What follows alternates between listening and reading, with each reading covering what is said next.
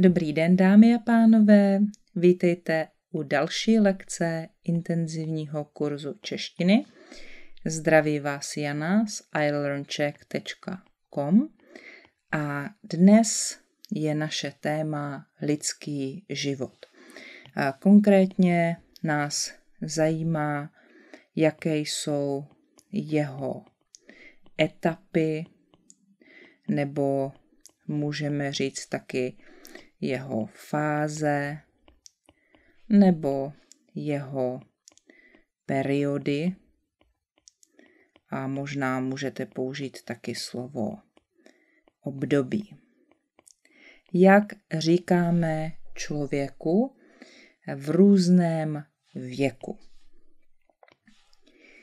To, co teď budu psát, na jednu stranu vychází ze slovní zásoby v učebnici Český krok za krokem 1, ale přidám k tomu ještě další informace. Může to pro vás být zajímavé, ale nepotřebujete znát všechna slova, která teď budu zmiňovat. Takže když se člověk narodí a zhruba do 28 dnů, to znamená, to je první měsíc života člověka, tak takovému člověku nebo dítěti říkáme novorozenec. Normálně nepoužíváme ženskou formou toho slova. Samozřejmě může to být holčička, může to být chlapeček.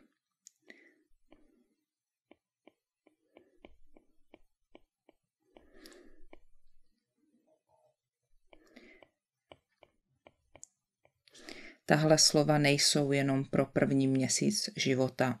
To je prostě malá holka, malá dívka a malý chlapec, malý kluk. Tak potom první rok života, to znamená od narození do 1 roku věku, můžeme říct, že to je kojenec. A kojenec je dítě, které pije mléko od matky. Matka ho kojí, proto kojenec. Ale napíšu tady důležitější slovo červeně. Můžeme taky použít slovo miminko, nebo může to být i bez K, mimino. To se v hovorové češtině používá víc. Tak potom od zhruba 1 roku do 3 let, takže 1 rok až 3 roky, bychom řekli, že to dítě je batole. Takže miminko je dítě, které jenom tak leží, nemůže samo chodit nebo se nějak rychle pohybovat. Batole to už je dítě, které leze nebo se učí chodit, ještě nechodí tak dobře, můžeme říct, že se batolí, chodí trošku jako kachna, jako kačena, nebo tak prostě pomalu. No a potom zhruba od 3 let do 6 let, standardně, je dítě předškolák. To je čas, kdy obvykle chodí do školky. Malé děti do 3 let můžou rodiče dát do jeslí, do jesliček.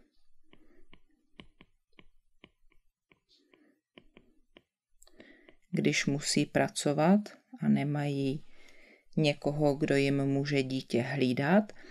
No a předškoláci chodí do školky, nebo se taky říká mateřská škola. Potom od 6 let zhruba nejprve napíšu do 11 let. V knize je věk 12 let, ale jinde jsem našla 11, tak nevím. Tak tady na jednu stranu můžeme říct, že to dítě už je školák. Takže další slovo, takové univerzální, od 0 do přibližně těch 11-12 let můžeme říct, že to je dítě. Slovo dítě na jednu stranu můžou rodiče používat celý život, nebo je možné používat to ve vztahu k rodičům celý život, jisté dítě vaší matky a vašeho otce, ale když mluvíte o člověku, tak od zhruba 12 let už potom nebudete říkat, že to je dítě. Od přibližně 11 let do 15 let je to ještě pořád školák, ale zároveň se používá hovorově slovo puberťák. To je období puberty, kdy působí hormony v lidském těle. No a potom asi od 15 do, a teď na jednu stranu možná 18, ale našla jsem někde i číslo 20, takže do možná 18 až 20 let je člověk adolescent a to vlastně znamená, že je dospívající.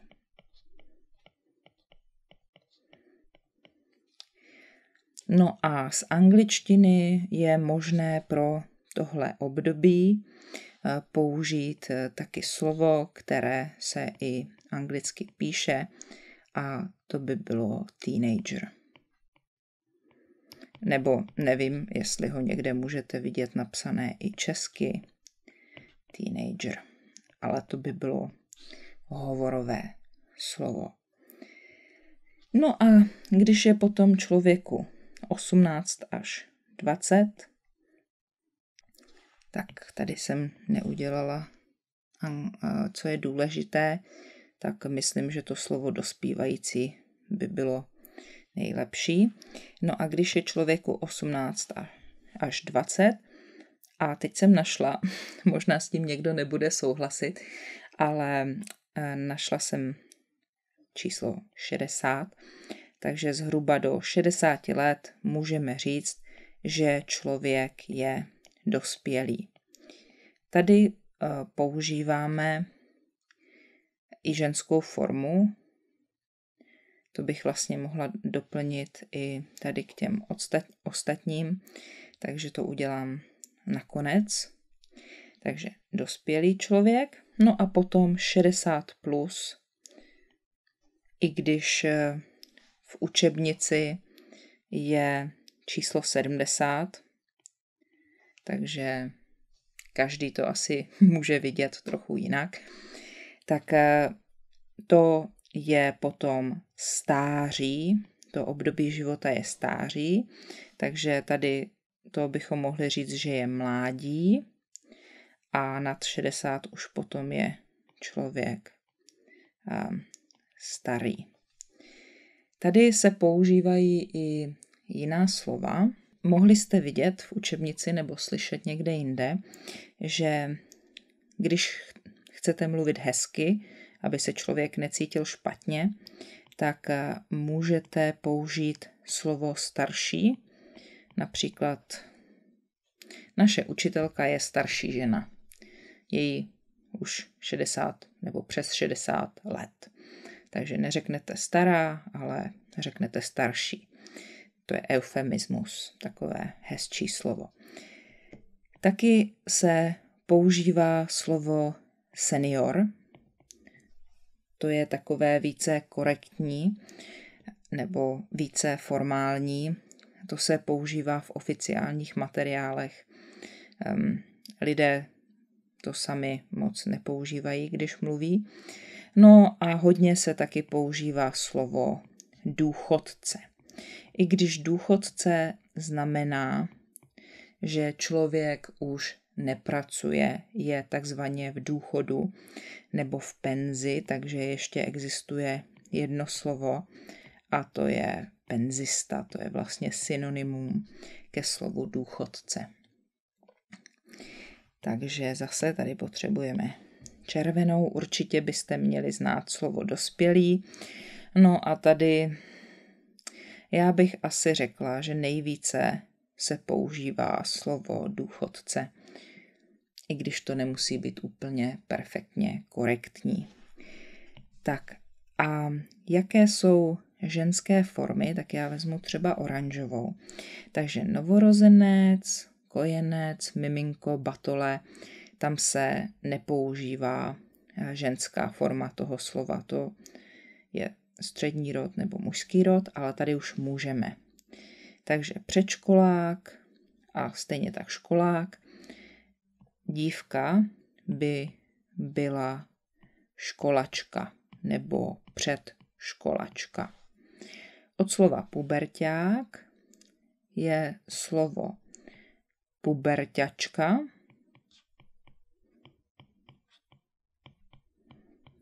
Od slova teenager myslím, že se nepoužívá ta ženská forma.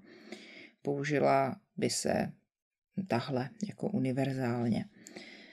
Adolescent, tam myslím, že se taky moc nepoužívá ženská forma, ale nejsem si moc jistá. Možná, že slovo adolescentka by bylo možné použít.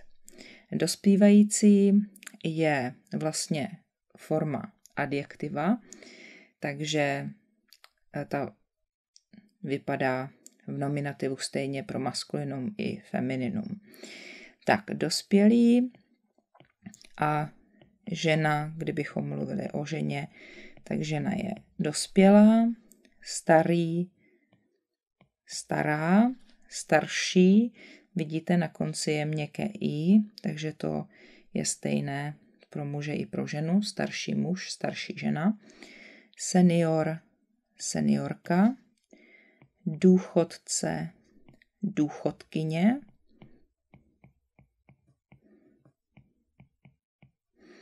a penzista, penzistka.